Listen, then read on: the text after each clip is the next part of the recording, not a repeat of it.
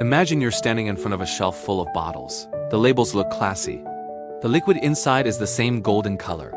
One says whiskey, another says Scotch, another says bourbon. They all look almost identical. So what's the real difference? Is it just branding, or is there actually something deeper going on? Let's clear this up properly. First, think of whiskey as the big family name. Whiskey is a distilled spirit made from fermented grains and aged in wooden barrels. That's the foundation.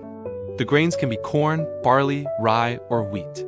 After fermentation, the liquid is distilled to increase the alcohol content, then aged in wood barrels, which give it that amber color and complex flavor. Without the barrel, it would be clear and much harsher.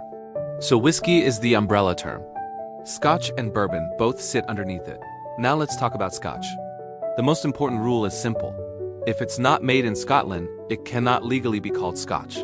That's not just tradition, that's law. Scotch is deeply tied to Scottish identity, and strict regulations protect that heritage. Most Scotch is made primarily from malted barley, and it must be aged in oak barrels for at least 3 years. But what really shapes Scotch is Scotland itself. The cool, damp climate slows the aging process, allowing flavors to develop gradually over time. That slow maturation creates a drink that often feels layered and complex. Some Scotch has that famous smoky taste people either love or hate. That smokiness comes from peat, which is burned during the malting process. The smoke seeps into the barley and leaves behind that earthy, almost campfire-like character. But not all Scotch is smoky. Some regions produce lighter, fruitier, or more floral expressions. A Speyside Scotch can taste sweet and smooth, while something from Islay can taste bold and intensely smoky. Scotch often feels dry, refined, and sometimes even a little challenging, especially for beginners. Now let's move to bourbon. Bourbon is whiskey, but it follows a completely different set of rules. It must be made in the United States, and the mash must contain at least 51% corn. That corn is the reason bourbon tastes noticeably sweeter than Scotch. Where Scotch often leans earthy or smoky, bourbon leans toward caramel, vanilla, and brown sugar notes. There's another major difference that changes everything. Bourbon must be aged in brand new, charred oak barrels. Not reused barrels, new ones. That fresh charred wood injects intense flavor into the spirit, giving bourbon its rich color and those deep, toasty, slightly sweet notes. Scotch, on the other hand, often uses barrels that previously held bourbon or sherry.